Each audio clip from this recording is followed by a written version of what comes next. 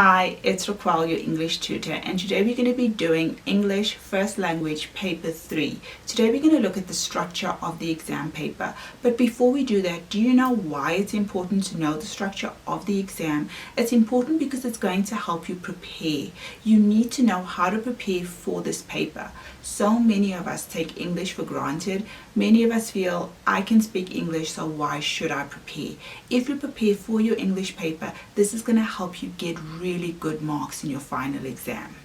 We'll start off by the obvious. How much is this paper? It's 100 marks and it has 3 sections. So when you're preparing at home, you know that you need to complete 3 sections in the final exam.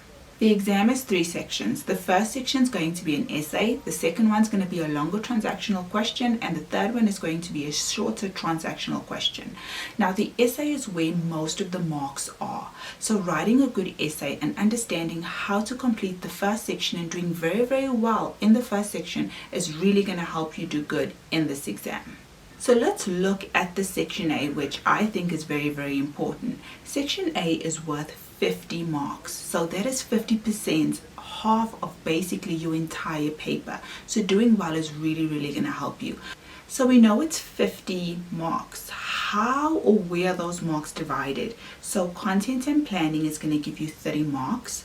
Language style and editing is going to give you 15 marks, and structure is going to give you 5 marks. So you've got to make sure in that section that you have all of those 3 subsections to give you a very good mark out of 50. Section B is your longer transactional questions, and this just has 2 marking criteria. The first one is content and planning, which is 18 marks, and the second one is language style and editing, which is 12 marks, giving you a total of 30 marks for your longer transactional question.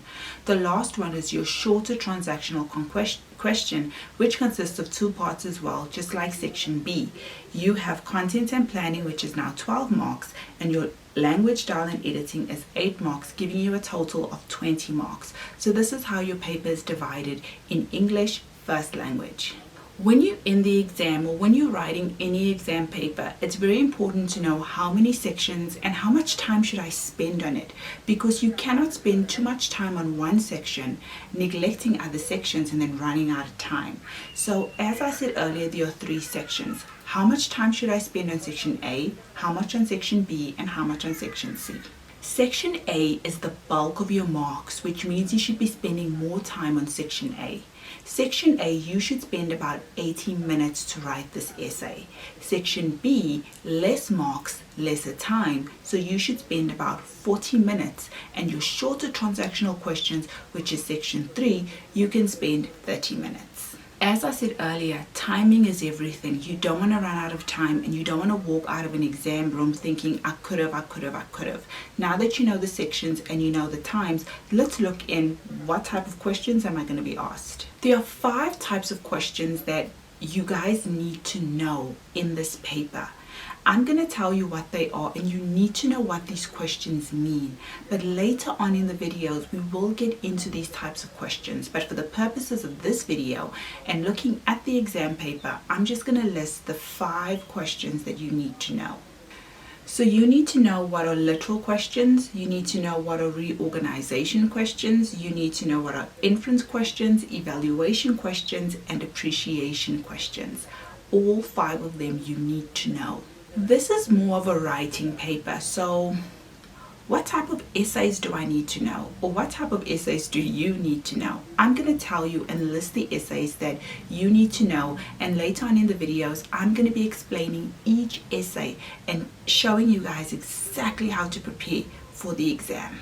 So there are 5 types of essays that you need to know. You need to know it's a narrative essay, a descriptive essay, reflective, discursive, and argumentative.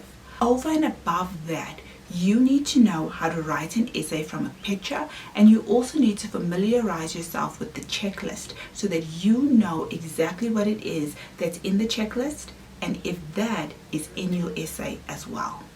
That's it, guys. Basically the structure of your English paper 3 for your English first language paper. We looked at the different sections, how much time, and also the type of essays that you need to know.